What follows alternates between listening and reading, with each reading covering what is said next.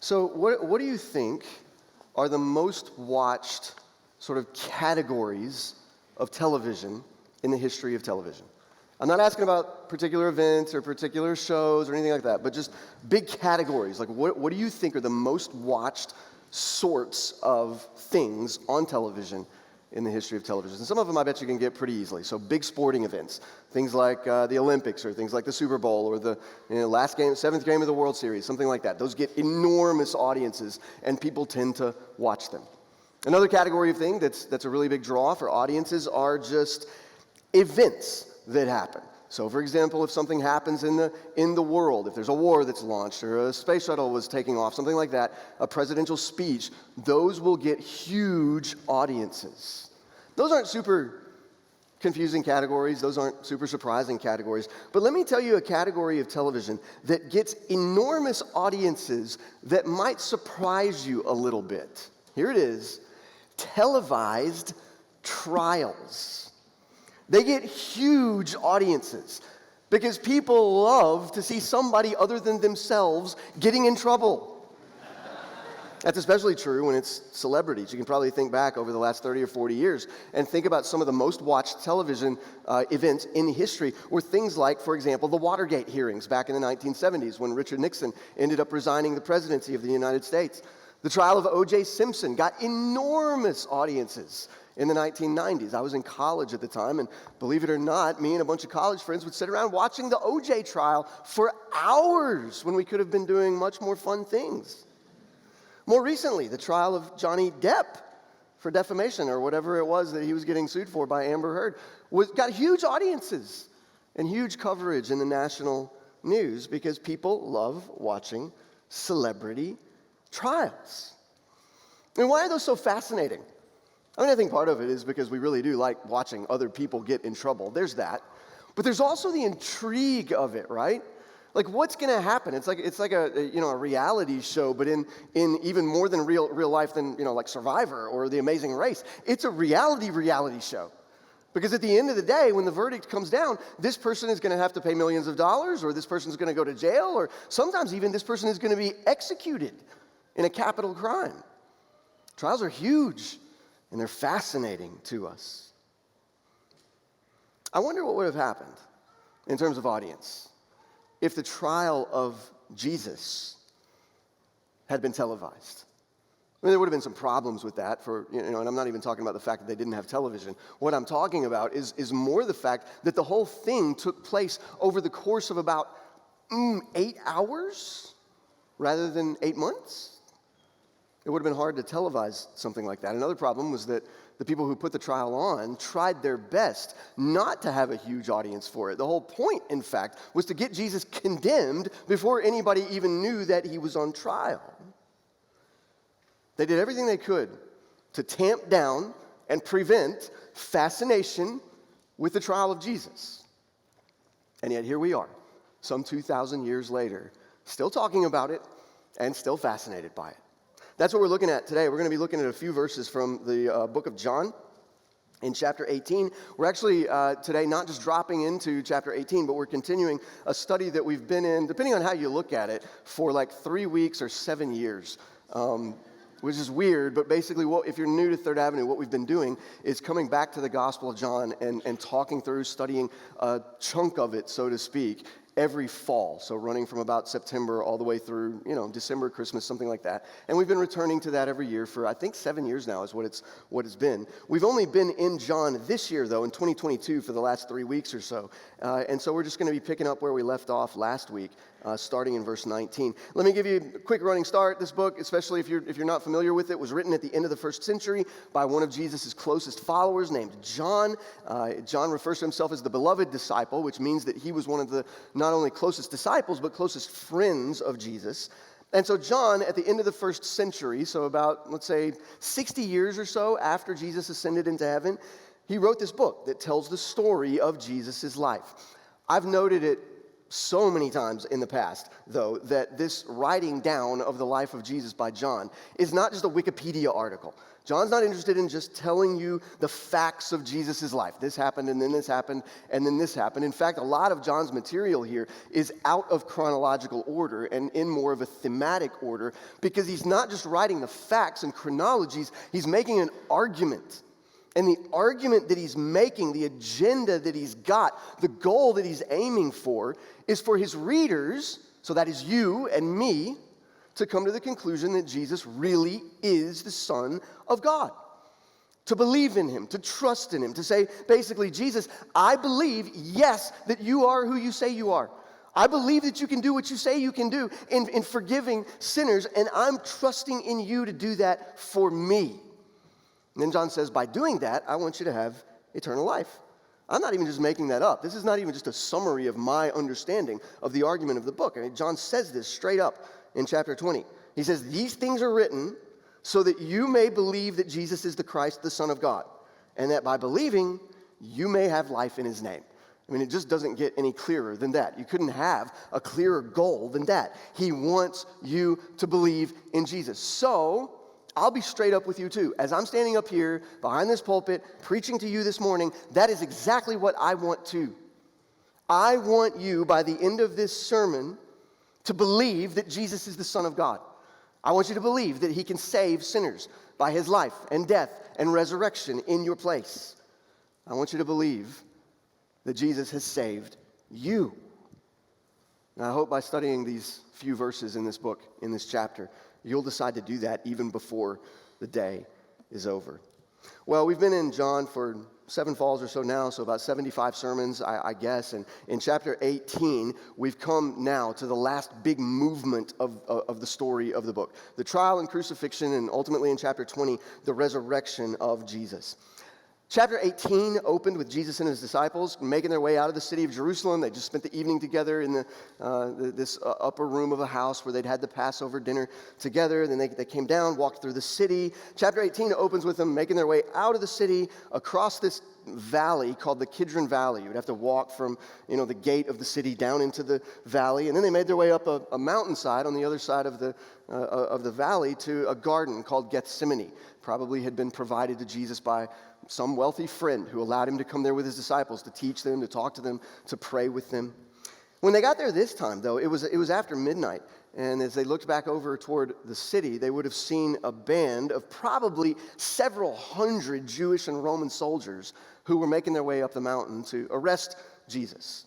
And they did that. There were some, things that happened in the arrest of Jesus that we talked about a couple of weeks ago. But they bound his hands, took him back to the city and into the house of the high priest to be questioned, and shortly thereafter, too shortly in fact, condemned. And that's where we're going to pick up the story today. So look at John chapter 18. We're going to start reading in verse 19. If you're using a pew Bible, like this red one right here that I've got, you can find John 18 on page 904. And then if you look over in the second column of that page, you'll see the sort of subheading, the high priest questions Jesus. That's verse 19. That's where I'm going to start reading. So here's what John writes. The high priest then questioned Jesus about his disciples and his teaching. Jesus answered him, I've spoken openly to the world. I have always taught in synagogues and in the temple where all Jews come together. I've said nothing in secret. Why do you ask me? Ask those who have heard me what I said to them. They know what I said. When he had said these things, one of the officers standing by struck Jesus with his hand, saying, Is that how you answer the high priest? Jesus answered him, If what I said is wrong, bear witness about the wrong. But if what I said is right, why do you strike me? Annas then sent him bound to Caiaphas the high priest. Now Simon Peter was standing and warming himself, so they said to him, You also are not one of his disciples, are you? He denied it and said, I am not. One of the servants of the high priest, a relative of the man whose ear Peter had cut off, asked, Did I not see you in the garden with him? Peter again denied it, and at once a rooster crowed. We're going to be focusing this morning entirely on verses 19 to 24 because we basically talked about verses 25 to 27 last week when we were talking about Peter's denial of Jesus. So if that's super interesting to you, you can find that sermon on the website. We just kind of unpack the whole meaning of Peter's denial. But today we're going to be talking about this first phase of the trial of Jesus before the Jewish leaders, verses 19 through 24. If you look at that paragraph, there's not really anything even remotely difficult about this text, except the identity of that high priest there who's questioning Jesus. If you look in verse 19, it just says, the high priest questioned Jesus. The trouble is that in verse 13, John says that this guy named Caiaphas was the high priest, but then 24 makes it really clear that this other guy, Annas, is the high priest that's questioning Jesus. And so it's been a question throughout Christian history. Well, who's questioning? Are we talking about the high priest Caiaphas questioning Jesus or the high priest Annas questioning Jesus? And I gave you all the details on that last week. It turns out the answer is that both of these guys are the high priest. So Caiaphas is the sort of official Roman one who's been put in place by the Romans. But Annas, this older man, the father-in-law of Caiaphas, is sort of known as the popularly recognized high priest and probably kind of the de facto high priest. He's the guy that's sort of calling the shots behind everything that's happening here. Beyond that, though, the identity of this high priest, there are no real difficulties here. There's no sharp turn in the conversation that's hard to understand. You know, that shows up in the Gospels sometimes where somebody will ask Jesus a question and he'll give an answer that's just head spinning. And he's like, why did you answer it that way? It's not an answer to the question, it seems like. And then you kind of have to dig into it to figure out exactly what Jesus is trying to do. It's not the case here. His answers are extremely straightforward. There are no theological conundrums, no exegetical puzzles to figure out here. You've just got this straightforward exchange between first Jesus and Annas, the high priest, that's who's questioning Jesus, and then Jesus and this sort of overexcited Jewish official who slaps him on the face.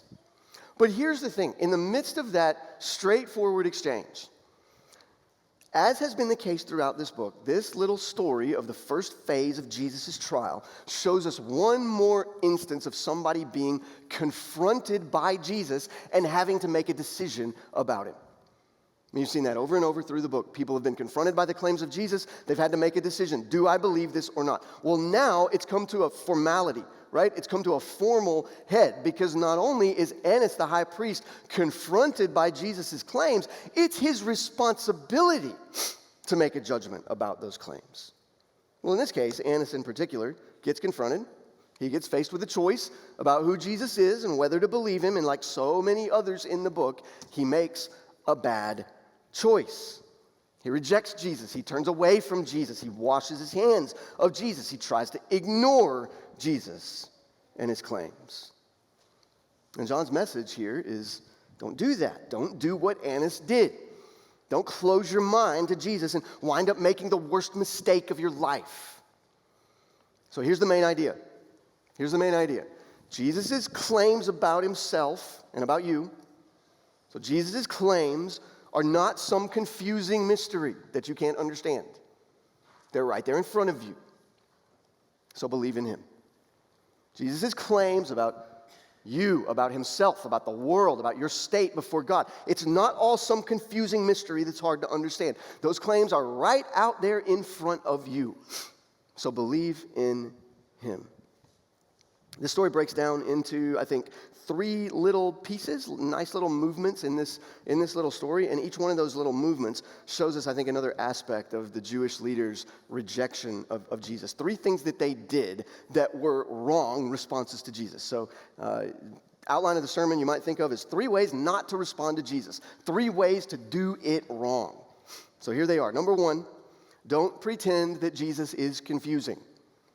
Don't pretend that Jesus is confusing. He's not. Number 2, don't hide behind fake outrages. Don't hide behind fake outrages. And then number 3, don't pass the buck to others. Those are 3 ways to do it wrong with Jesus. Number 1, don't pretend he's confusing. Number 2, don't hide behind fake outrages. And number 3, don't pass the buck to others. Look, every single person in history, every single person in the world who has ever been confronted by Jesus, confronted by the Christian message, confronted by the gospel of Jesus, has responded in one of 3 ways. There are really only 3 ways to respond to Jesus. You can accept him and believe in him. That's one thing that millions of people have done when they've been confronted by Jesus' claims. You can outright reject him.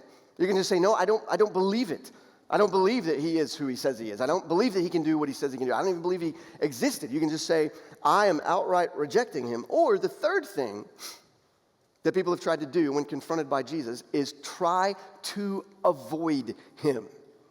Try to push him to the back of the mind. Try to deflect his claims. Try to talk about something else, anything else, please, other than Jesus.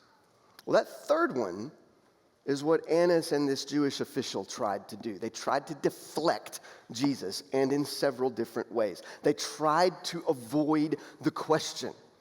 I mean, yes, they knew that at the end of the trial, what they wanted was for Jesus to be condemned and therefore rejected, but they didn't want to have to think about that.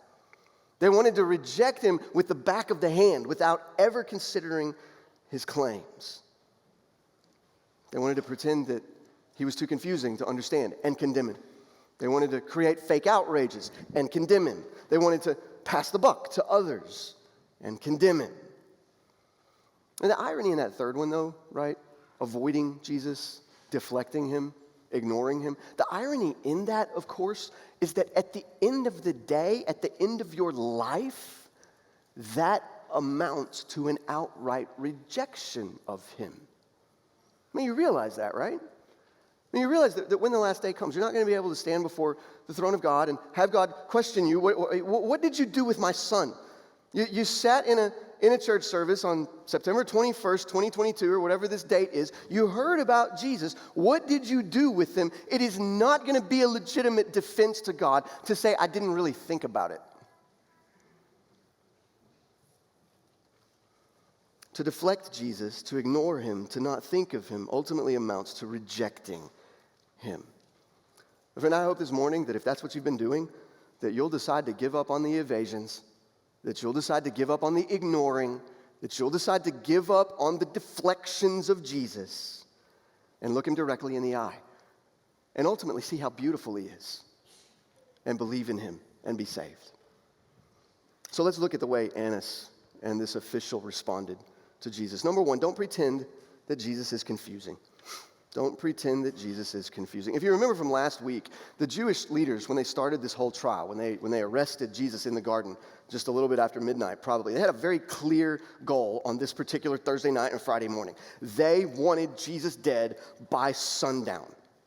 Basically, the reason they needed him dead so quickly is because there were 1 million people in Jerusalem for the festival of the Passover, highest time of the Jewish year. So Jerusalem is just thronged with people. And the Jewish leaders' problem was that all those people, or many of them anyway, had been hearing Jesus' teaching, and they were becoming big fans of his. And the problem was, to become a big fan of Jesus was to become a big not fan of the Jewish leaders. Because a whole lot of Jesus' teaching was about how they were bad shepherds of the people of Israel. So the Jewish leaders were sort of stuck. They absolutely did not want to let Jesus keep teaching through this whole week-long Passover festival. They didn't want that to happen because, man, the crowds could get into a fury if that happened. But they also didn't want to arrest him and keep him under arrest for that whole week when he already had thousands of fans in the city who could very much have turned the whole thing into a riot. They wanted this thing done, and they wanted it done fast, so that basically before word even got out that Jesus had been arrested, Jesus would be dead. But they had a problem. You remember from last week. The Romans wouldn't let them sentence anybody to death. And the Romans usually let people keep their judicial systems, they let them keep their religious systems, and they'd basically let those run with no problems at all, except that they would take away certain little authorities from the ruling people in the land that they had conquered. And one of the things that they took away from the Jewish leaders was the ability to execute anybody. So they couldn't do it. The Roman governor had to do it. So that meant that the Jews had to get Jesus condemned according to their own law and then get him to the Roman governor so that he could be condemned under Roman law and then executed before sundown. But the Roman governor only worked. He only sat in judgment. He only heard these kinds of cases from sunrise until like 10 in the morning. That was it. He didn't work on this kind of thing very much. He would go off and do whatever it was procurators did for the rest of the day. But he only sat in judgment for those few hours. So they had to work fast. They had to get Jesus condemned by their own court, called the Great Sanhedrin, and then they had to cart him up over to the Roman Praetorium to get him condemned by the governor, and they had to do all of this by 10 a.m. And what results from this? as Christians have noted for 2,000 years, was a total farce of a trial. Total and complete farce of a trial. Basically what happens is that the Pharisees, in rushing to get this trial done, end up breaking every rule in the stinking book in order to get Jesus condemned that fast. And then Pilate, also the governor, kind of shockingly for a Roman official, does the same thing to the Roman system of justice. Let me give you a couple of examples, because there's literally, I think in history, never been a better example of a kangaroo court. The fix was in right from the beginning, and you need to just have a little bit of a sense of what a farce the entire trial was. There are probably a dozen different laws that the Jews broke just in their portion of the trial. I'm not going to give them all to you, but I want you to see a couple of them. So just a couple of examples. So, one instance. No proceedings of the court, the Sanhedrin, under Jewish law, were ever to be done at night. Why? Well, because God, Yahweh, this is the God that they claimed, is not a God of darkness. He's a God of light. And so you don't do things under cover of darkness. You don't try to execute justice in the dark. You execute justice only in the bright light of day, wide out in the open. But when's this whole thing happening? It's happening at night. Remember, the soldiers come down from the city and they're carrying what? Lanterns and torches, because it's just after midnight and it's dark. It was illegal, actually, for the Jews to arrest Jesus at night, and yet they did it anyway. And now this whole trial is being held before sunrise on Friday morning, still in the dark. I mean, also, for that matter, the procedure of a Jewish court case, this is just a second example that I think is just, man, it's just devious. It's like something I might think of in playing a game. I mean, it's like amazing, but they did it. The procedure of a Jewish court case, especially a capital case where the death penalty was in play, the procedure was extremely strict. You could not convict somebody in a capital case on just one vote. You had to have two votes. You had to have two votes. You had to have one vote on one day. Then you had to let the judges, the Sanhedrin, go home for a day, overnight, so that they could consider, do we really want to put this person to death? Is this really something that we want to do? They were supposed to sort of second guess themselves and rethink the evidence. They were supposed to think about it and come back on the next day and have a second vote. And if both votes wound up being against the accused, then he would be convicted and executed. But look at what the Pharisees do here. They do, in fact, take the two votes. If you look at the other Gospels, you've got one sort of vote that's taken by a smaller group of the Sanhedrin, and then a little bit later they take a second vote that's by the entire Sanhedrin, all 71 members of it. But if you pay attention to when they do it, think about when they do it. The first vote is taken before the rooster crows, and the second is taken like an hour later after the rooster crows. So they could go back to their people and said, we did two different votes on 2 different days. Because the day started when the rooster crowed. Amazing. Just devious what they did there. There's actually another violation of the law in verse 19. Just in that phrase there in verse 19. The high priest then questioned Jesus. Now, you and I read that, and it doesn't sound like a big deal. It's not an unusual thing for an official to question somebody who's been accused of something, right? But for the Jews, this was a blatant violation of Jewish law, because you could not have one single person do the questioning of an accused person. Partly this was because of that whole thing that we want it all done in the light of day. We want total transparency when we're doing justice. Another part of it that one of the Jewish rabbis wrote about in the Jewish law book called the Mishnah. It's too much to talk about now. But one thing that he wrote was, listen, you can't be a singular judge against another human being, because there is only one singular judge, and that is God. So the Jews outlawed the practice of an accused person being questioned by a single person, even the high priest. And to make matters worse about this, Annas, the guy who's questioning him here, isn't even an active member of the Sanhedrin at the time. He'd been deposed by the Romans, and he was now in retirement. So he had no formal authority to question Jesus at all. But apparently, he had this clout. He had the power behind the throne clout to be able to ensure that he was going to be able to question Jesus alone before the entire Sanhedrin could gather together. And so he does that here. If you look at verse 19, you can tell just right there on the surface what kinds of questions he was asking. The high priest then questioned Jesus about what? Well, about his disciples and his teaching. Now, we don't know exactly what those questions were. John doesn't tell us here what the questions were exactly. He only records how Jesus responded. And the other Gospels don't even tell us about this questioning before Annas at all. John has a tendency to do that. He fills in holes that the other Gospels didn't talk about. He does that throughout his book, and that's one of the patterns that you see here. So the other Gospel records don't even talk about it. But if you do look at what he says there, he questioned him about his disciples and about his teaching, and then you look at the way Jesus answers in verses 20 and 21, and all you got to do is just read between the lines just a little. You can see what's happening. Basically what's happening here as Annas probably leans in from his throne or whatever he was sitting in to question Jesus, he's pretending basically that he is completely confused about what Jesus has been teaching. That's what he's doing. Jesus, I don't understand. Tell me what it is that you're teaching that has the crowds in such an uproar. Jesus, what do your disciples say about you? Jesus, what are you talking about? Because I'm confused. It doesn't make sense to me. So can you please explain things a little more clearly? Now, under the surface, what he's trying to do is get Jesus to say something that Annas can then run to Caiaphas with and say, here it is, I've got it on paper. This is what Jesus said that is illegal. That's what he's going for. He's trying to get Jesus to talk, right? Explain some more to me. It's unclear to me what you're saying. Can you please explain your teaching? He's trying to get him to talk. But he's acting like the whole thing is confusing. I mean, you probably know that drill, right? You've probably used that drill at some point in your life. You've gone to somebody, you don't like what the person has said, but you pretend as if you're confused by what they said, sort of giving them a chance to change what they said or at least qualify it in some way that'll be more to your liking. My kids do this to me all the time. They're like, no, you can't go to such and such a thing on Friday night for whatever set of reasons, and I lay the reasons out very clearly, and my kid will come to me and say, I don't understand.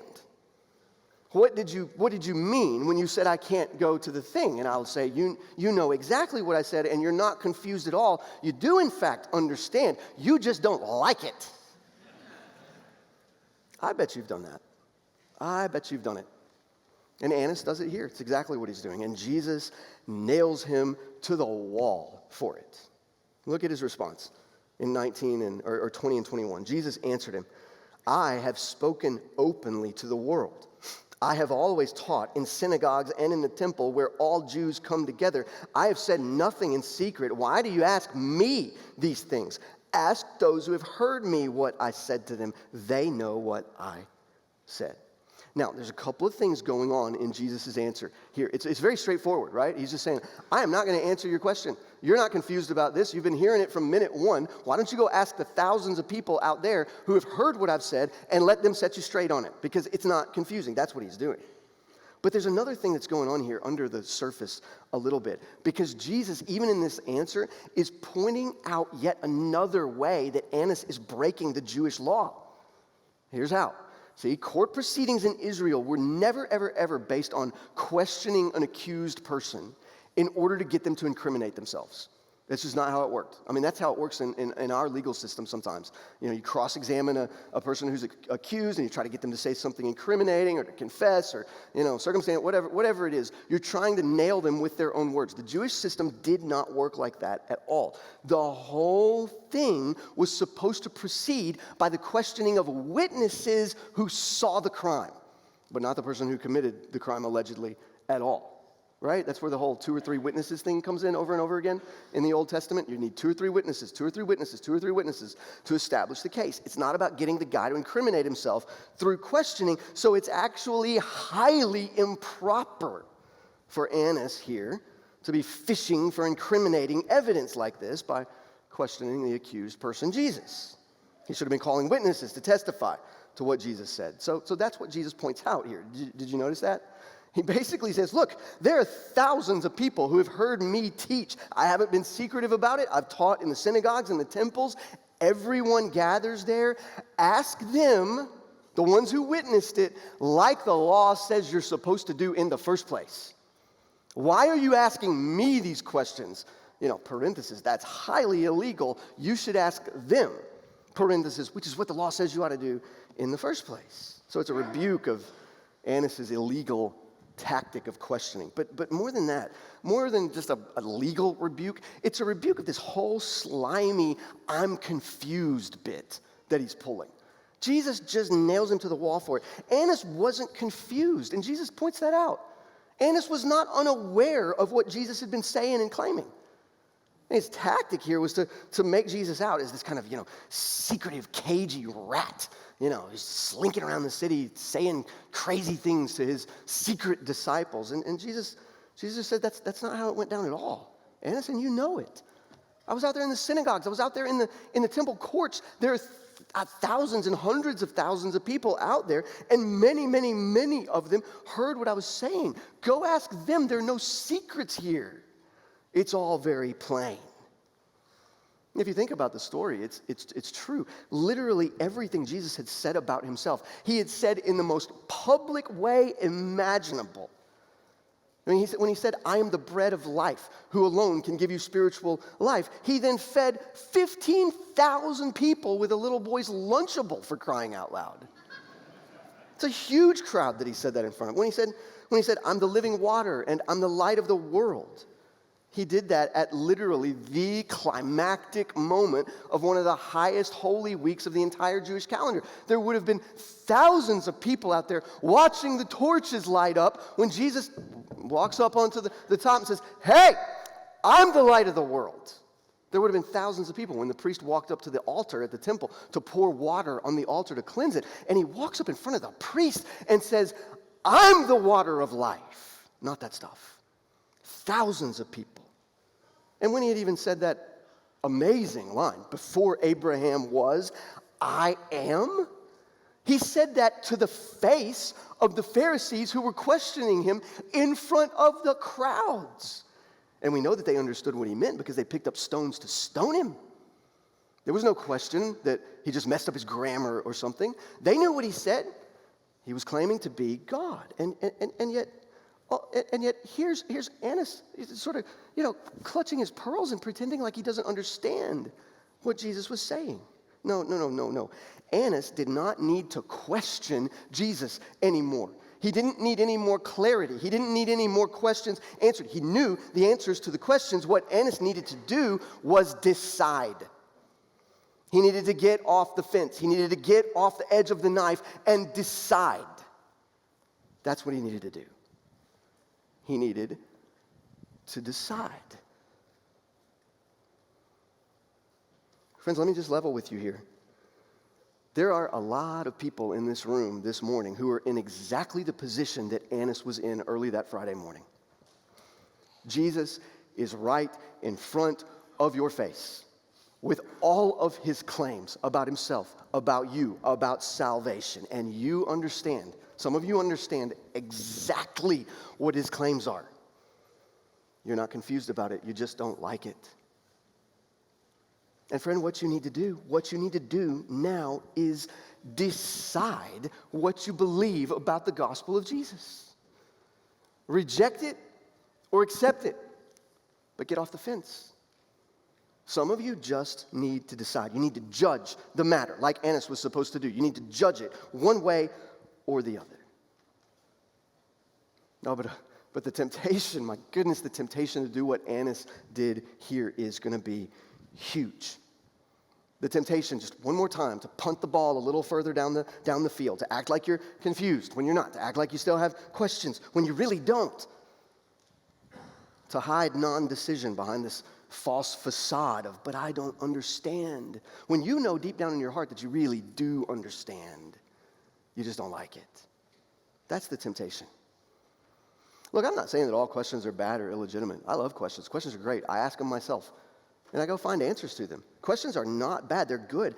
Ask them. I promise there are good answers to any questions you have about Jesus.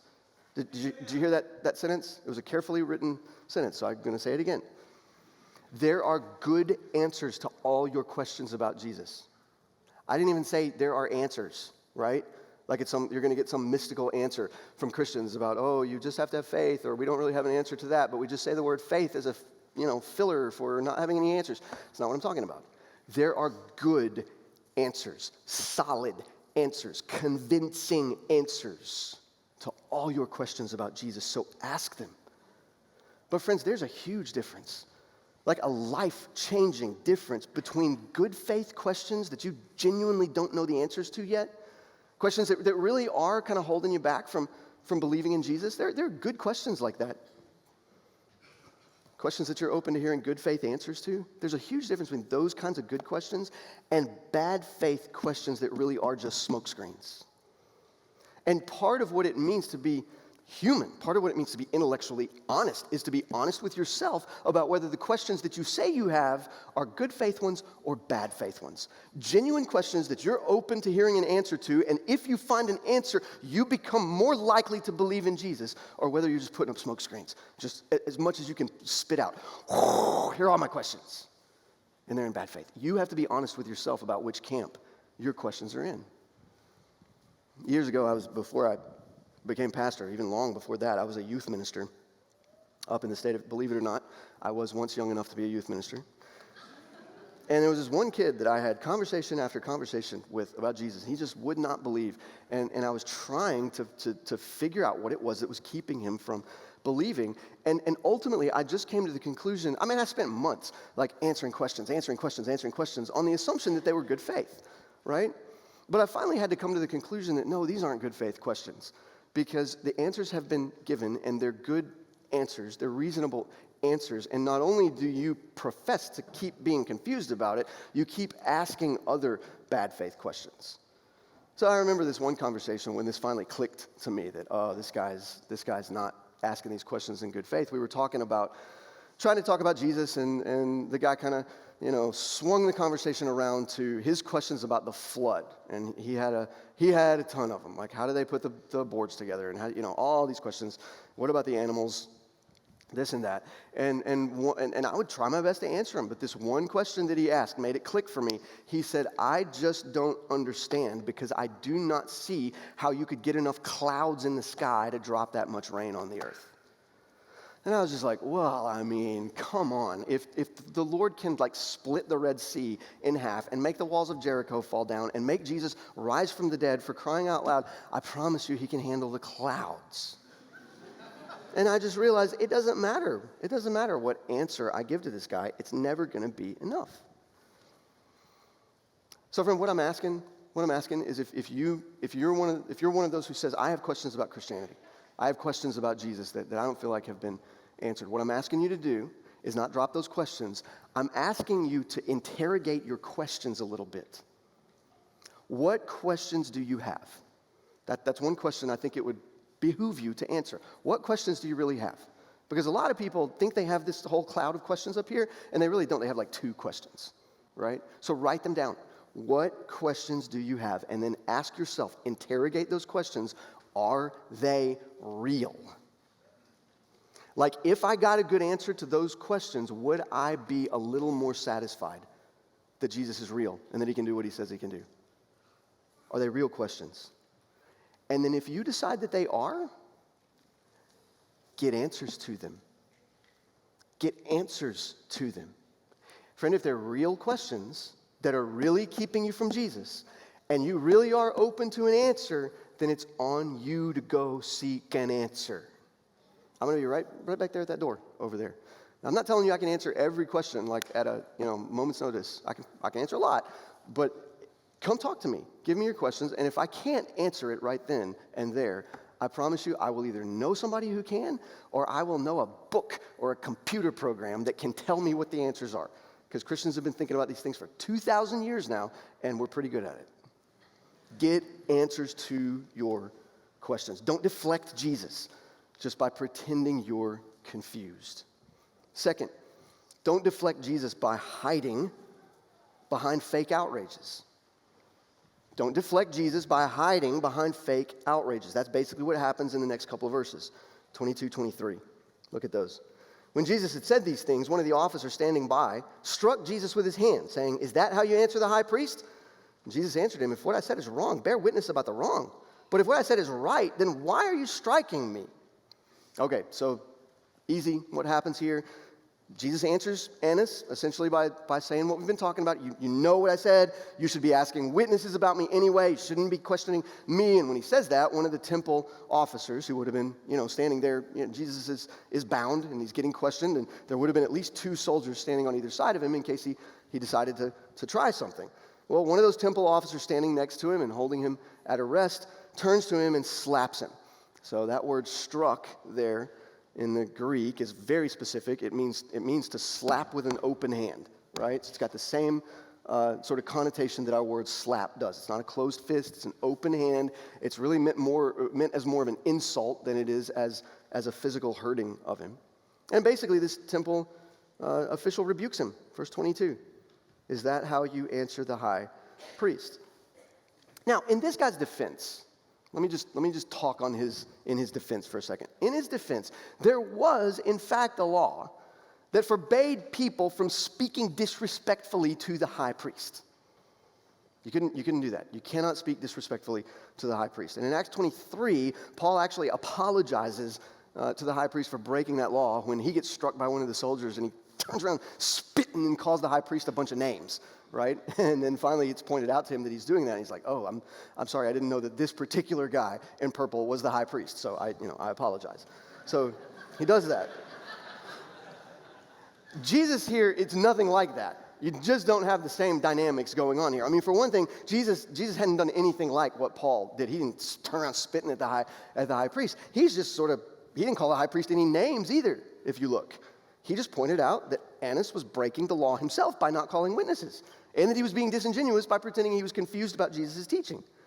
And to top it all off, Annas, if you remember, was not the high priest anyway, not officially. He didn't hold the office. They called him high priest because he's the power behind the throne, and he had been high priest. But he wasn't now the high priest, so that law about disrespecting him didn't even apply to him. So you see what's going on here? You see what's happening? And the temple officer knew that Annas wasn't the high priest, and he knew that it didn't count.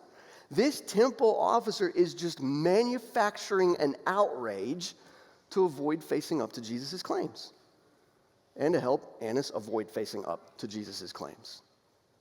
That's what he's doing. I wonder if that sounds familiar to you. It should, because that's basically the exercise that our entire society is engaged in right now. All of your social media feeds are basically just factories of fake outrage. That's what they are. They are factories of fake outrage. This happens in the political world. It happens in the sports world. It happens in the entertainment world. We love outrages, and when there are not enough of them, we just crank them out like a spaghetti machine. Just so many outrages every single day. It's amazing.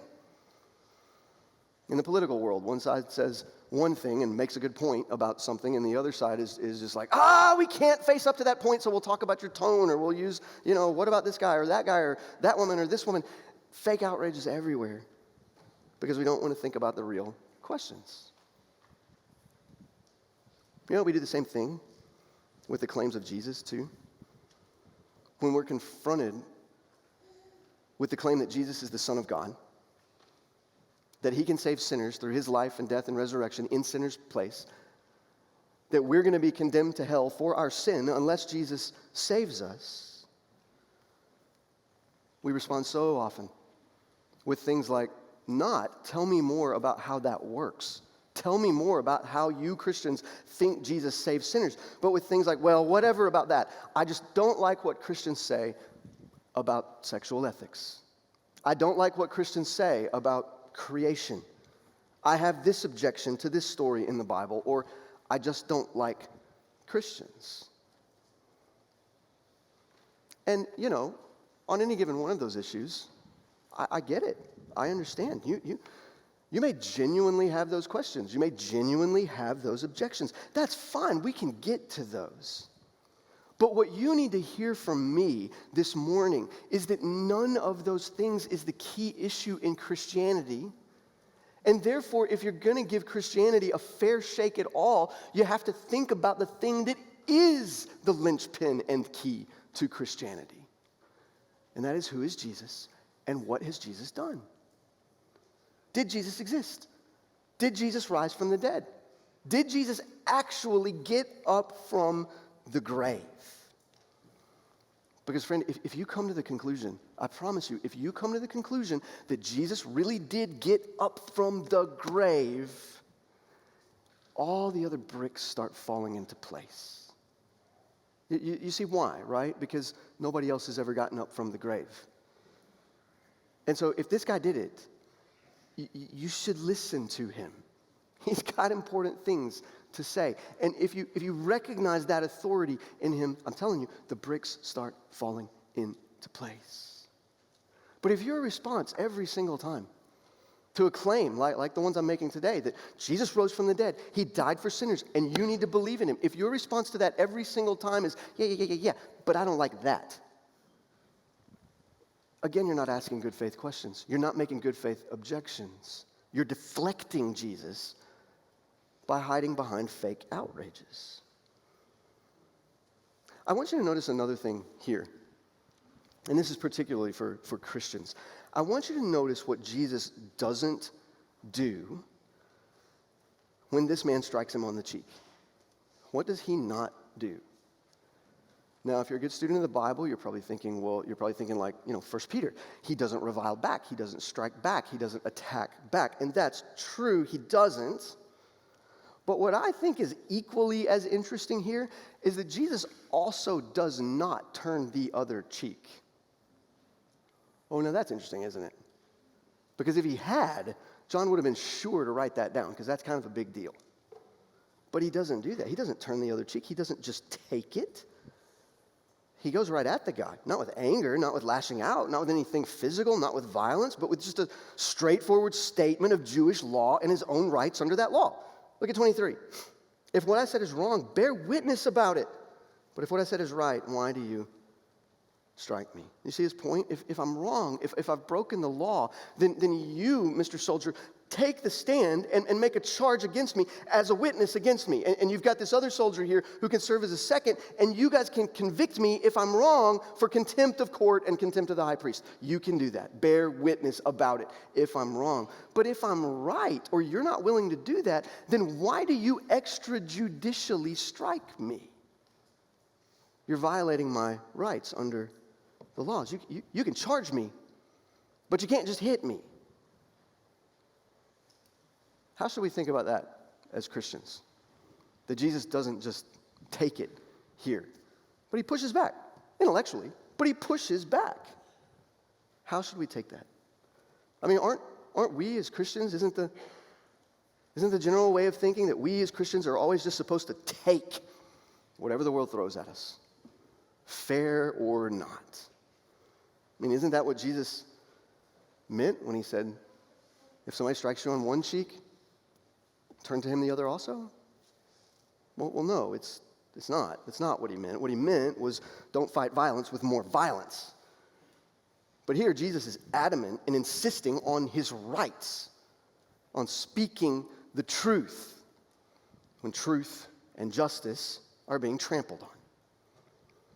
Look, you as a Christian in your workplace, in your office, in your school, on your sports team, whatever it is that sort of organizes your life socially, you're going to be faced again and again and again with massive untruths and massive injustices. And the world is going to insist that you simply stay quiet and say nothing and take it. And in fact, some Christians are going to insist that you say nothing and be quiet and take it. But Jesus didn't do that. Jesus did not just take it. He spoke the truth. He stood on law and justice. And you as a Christian should do the same thing. Friends, it is not the Christian thing to do, quote unquote, It is not the Christian thing to do just to be quiet in the face of falsehood and injustice and evil. That's not the Christian thing to do. No, it's not the Christian thing to do either to fight back with further injustice and violence and falsehood. And Jesus didn't do that here either. But what he did do was he stood firm. He spoke the truth. He didn't let the perversion of the Jewish justice system or even physical violence scare him into silence. And so we, as his followers, shouldn't let it scare us into silence either. You're going to be mistreated by the world.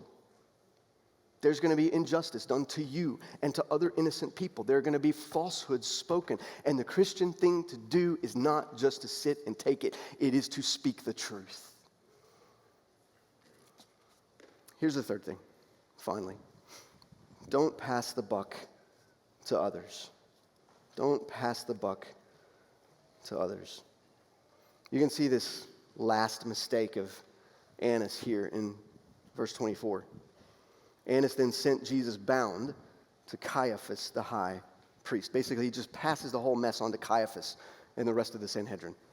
But here's what I think is fascinating. Like I said a little bit ago, Annas was not an active member of the Sanhedrin. He didn't have a vote. The Sanhedrin was made up of 71 people. It went back to Exodus when God told Moses to get 70 people to help him rule the people. So you had those 70 plus Moses himself. That's 71. So the Sanhedrin had 71 members stretching all the way back to that. Annas wasn't on it. He didn't have a vote. But he was the power behind the throne. He was the most respected person in the entire Jewish world at the time. He could have talked to people. He could have persuaded other people on the Sanhedrin to listen to Jesus. He could have said to them, listen, we're doing this wrong. We've got this all wrong. We're breaking the law in a dozen different ways. What we should do is listen to this man and not just preemptively decide against him. He didn't have a vote, but he could have acted. He could have persuaded, but he didn't. So instead of facing up to his own errors, even his own sin of rejecting Jesus outright, he sent him away bound. In other words, the situation has not changed because it came before Annas. He passed the buck on to Caiaphas. That is an incredibly easy thing to do with Jesus, isn't it? Just to decide, I don't want to deal with this. I don't want to ask these questions. I don't want to be confronted with this man. I'll just let other people deal with this. I'm just going back to school or back to work or back to my sports team or whatever is going on in my life, but I'm not going to deal with Jesus. I'm not going to make a decision about Jesus. Listen, friend, you can do that. You can walk away from here in just a few minutes and go back to your life and tell yourself that you're not going to deal with Jesus, but you need to understand that things have changed now, right? And when you walked in here and you sat through this sermon, things changed. So you're deciding not to think about Jesus now, especially given everything I've been talking to you about for the last while. You're deciding not to think about Jesus is not a neutral position anymore. It's a rejection of him. And that rejection will carry all the consequences and all the weight of eternity. Friend, don't do that. Don't do that. Don't turn your back on Jesus. Don't send him away like Annas did. Listen to him. Ask your questions, but listen to him. Listen when he says, I can save you from your sin.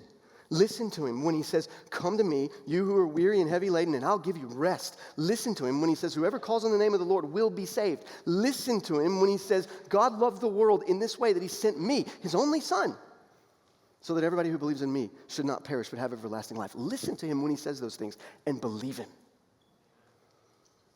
Friend, you're a sinner. You're a sinner before God.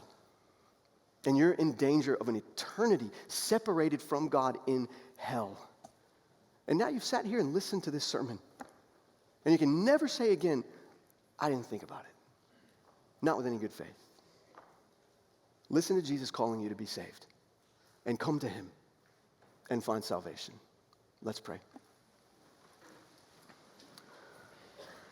Our Lord Jesus, we thank you and we praise you as the one who stands at the pinnacle of all creation, the pinnacle of all the universe, as the King of Kings and the Lord of Lords. And we thank you that even from that great height, even from that exalted place, you extend your hands and offer salvation to sinners like us.